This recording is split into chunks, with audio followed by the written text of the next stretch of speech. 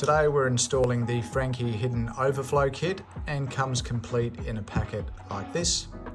Everything from the stainless steel head unit that is exposed in the sink through to the piping that connects into the waste trap underneath the sink.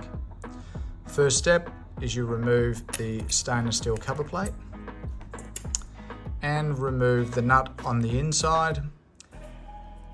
This particular red key does come complete with the Franke waste kits and can also be used to remove the screw on the inside. Remove the screw and then remove the stainless steel in the centre.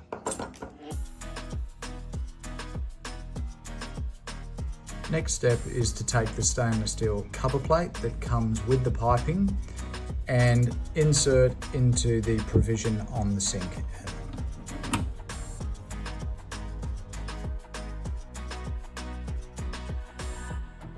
Next step is to take the remainder of the pipe and place behind the stainless steel cover, followed by inserting the screw from the front.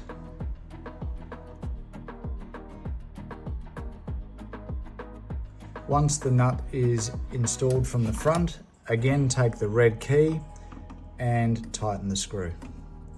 This will tighten the front stainless steel plate to the piping at the back of the unit.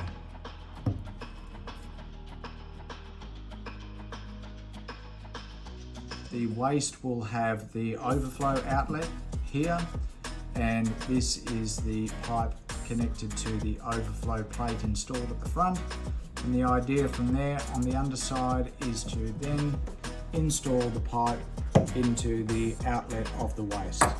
Therefore, if any water goes down, the overflow will then flow down into the waste trap underneath the sink.